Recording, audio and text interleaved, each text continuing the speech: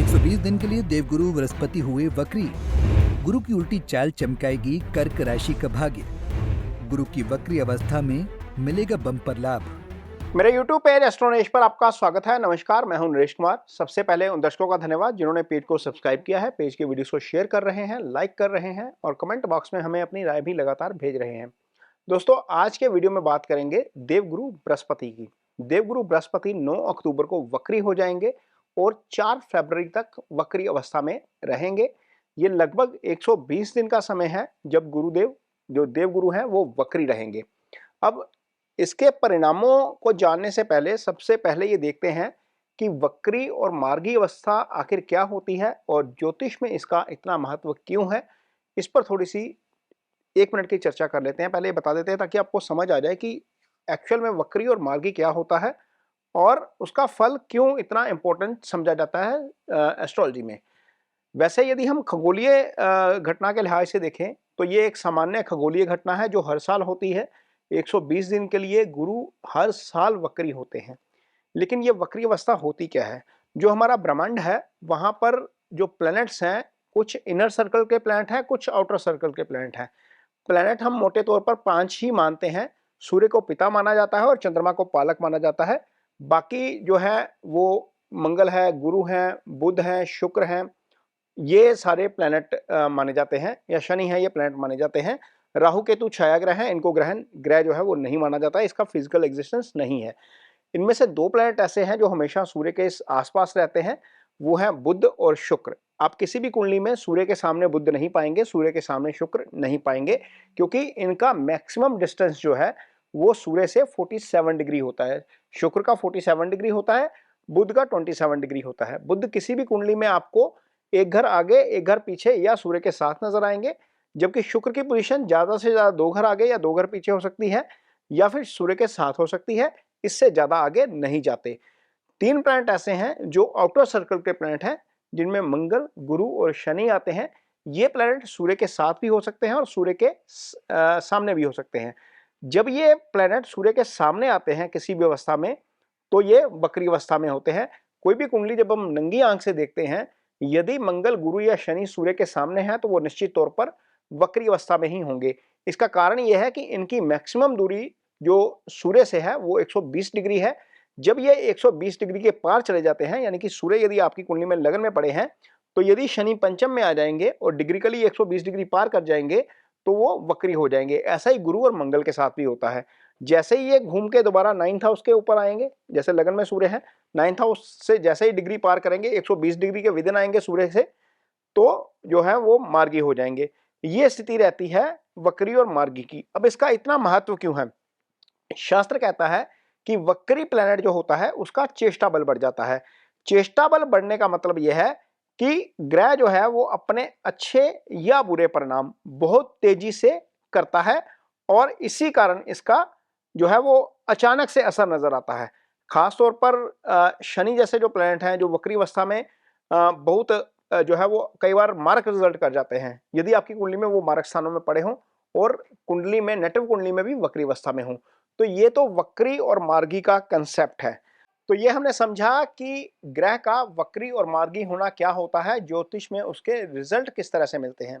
इस वीडियो में बात करेंगे कर्क राशि के जातकों की। कर्क राशि के जातकों के लिए गुरु का वक्री होना क्या परिणाम लेके आएगा। आपकी कुंडली आपके सामने लगी हुई है कर्क राशि के जातकों की। यहाँ पर गुरु जो है वो 11th हाउस में गोचर कर रहे हैं और गुरु का वक्री होना यहाँ पर बहुत अच्छा है। इसका कारण यह है कि गुरु का जो 11th हाउस का गोचर है वो अच्छा होता है। गुरु इस भाव के कारक भी होते हैं। गुरु कुंडली में 4 भावों के कारक होते हैं। आय स्थान जो 11th हाउस है जहाँ पर गुरु विराजमान है, धन स्थान, पंचम भाव जो संतान का भाव होता है, और भाग्य स्थान जो 9वां भाव होता है। तो यहाँ पर गुरु 11th हाउस में वक्री हैं, डेफिनेटली इसके बहुत अच्छे रिजल्ट करेंगे। सबसे पहले 11th हाउस की बात करेंगे। 11th हाउस जो है वो आपकी आय का स्थान है, आपकी एलिवेशन का स्थान है, तरक्की का स्थान है, सामाजिक प्रतिष्ठा का स्थान है, इच्छाओं का स्थान है। यहाँ पर गुरु बैठकर डेफिनेटली इस भाव के अच्छे फल करेंगे। जो कर्क राशि होती है, यहाँ पर आकर गुरु उच्च के हो जाते हैं। कर्क राशि में ही गुरु की जो है कर्क राशि ही उच्च राशि है। और कर्क राशि एक ऐसी राशि है जिसके लिए गुरु भाग्य स्थान के भी स्वामी हो जाते हैं। यहाँ पर देखिए गुरु की मीन राशि आपके 9th हाउस में है, तो यहाँ पर गुरु 9th हाउस के भी अच्छे फल करेंगे, आपको 11th के भी अच्छे फल करेंगे। गुरु की दृष्टि यहाँ पर देखिए 11th के ऊपर बैठे हैं और 5वीं दृष्टि जा रही है आपके तीसरे भाव के ऊपर। इसका मतलब ये है कि 11th में बैठे गुरु आपके लिए थर्ड भाव के अच्छे रिजल्ट करेंगे, जो आपके भाई का भाव होता है, छोटे भाई का भाव होता है, आपके पराक्रम का भाव होता है। आपको लाइफ में जितना भी हौसला आता है, पराक्रम आता है, वो सारा तीसरे भाव से आता है। और तीसरे भाव में गुरु की दृष्टि होने का मतलब ये है कि आपको इसके डेफिनेटली बहुत अच्छे रिजल्ट्स जो हैं वो मिलने जा रहे हैं। आप कोई भी फैसला करेंगे पूरी डिटर्मिनेशन के साथ करेंगे। यहाँ पर गुरु की 7वीं दृष्टि आपके पंचम भाव के ऊपर जा रही है। ये पंचम भाव जो होता है ये सुत भाव होता है, इसे संतान भाव कहते हैं। ये इजी गेन्स का भाव है, ये निश्चल प्रेम का भाव है, ये बुद्धि विवेक का भाव है। गुरु बुद्धि विवेक के कारक होते हैं, गुरु पंचम भाव के कारक होते हैं। यहाँ से रिश्ता देखा जाता है। तो कर्क राशि के जितने भी जातक हैं उनकी लाइफ में कोई ना कोई आ सकता है इस अवधि के दौरान। कोई यदि घर वाले पार्टनर ढूंढ रहे हैं, चाहे आप लड़का हैं या लड़की हैं, तो कोई ना कोई कहीं ना कहीं बात बनेगी। बात कैसे बनेगी वो आगे भी बताते हैं, क्योंकि पंचम तो एक्टिवेट हो ही रहा है। और यदि आप मैरिड हैं और आप संतान की अपेक्षा कर रहे हैं, तो डेफिनेटली यहाँ पर गुरु की दृष्टि संतान के लिहाज से भी काफ़ी अच्छी है, क्योंकि गुरु इस भाव के कारक भी होते हैं। तो गुरु की दृष्टि के द्वारा पंचम का एक्टिवेट होना, चूंकि पंचम कुंडली का दूसरा सबसे शुभ स्थान होता है, इसकी एक्टिवेशन और इस स्थिति में गुरु का वक्री हो जाना डेफिनेटली इस भाव से संबंधित फलों को अच्छा करेगा। आगे गुरु की जो 9th दृष्टि जा रही है आपके 7th हाउस के ऊपर जा रही है। ये जो भाव होता है ये शादी का भाव होता है। यदि आप सिंगल हैं, पार्टनर ढूंढ रहे हैं, तो पंचम से पार्टनर आ रहा है, सप्तम से शादी भी आ रही है। 4 महीने के दौरान ऐसा होगा कि चटमंगनी पटवा वाली बात होती है ना, 4 महीने के दौरान शादी भी हो सकती है, मंगनी भी हो जाएगी और शादी भी हो जाएगी। इसके अलावा यदि आप बिजनेस के लिए पार्टनर ढूंढ रहे हैं तो वो भी आपको सप्तम से ही मिलेगा। सप्तम भाव आपका लाइफ पार्टनर का भी भाव है, आपके बिजनेस पार्टनर का भी भाव है। बिजनेस पार्टनर का इसलिए क्योंकि कुंडली का ये केंद्र भाव है और दशम भाव जो आपका प्रोफेशन का भाव होता है उसका भी दशम भाव है। तो डेफिनेटली यहाँ पर सप्तम के अच्छे फल बिजनेस पार्टनर के लिहाज से भी मिलेंगे, पार्टनर के भी लिहाज से मिलेंगे। सप्तम भोग स्थान होता है, तो डेफिनेटली जब गुरु इस भाव को एक्टिव कर रहे हैं, गुरु इस ट्रायंगल को एक्टिव कर रहे हैं, 7th 11th और 3rd को जब एक्टिव कर रहे हैं, तो डेफिनेटली आप इस अवधि के दौरान उन तमाम चीज़ों को एंजॉय करेंगे जो आपकी लाइफ में डिजायर्स हैं, जो इच्छाएं हैं। कहीं पे जाना चाहते हैं, घूमना चाहते हैं, कहीं अच्छे रेस्टोरेंट में खाना खाना चाहते हैं, तो ये 4 महीने का समय आपके लिए बहुत अच्छा रहने वाला है।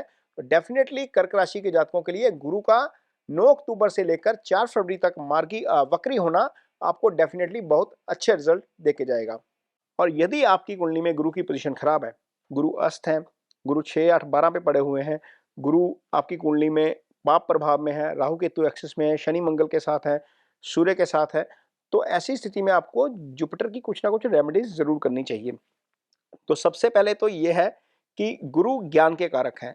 ज्ञान किसी भी रूप में हो सकता है। आप अपनी नॉलेज किसी के साथ शेयर करते हो, वो भी आपके लिए गुरु की रेमेडी के तौर पर काम करता है।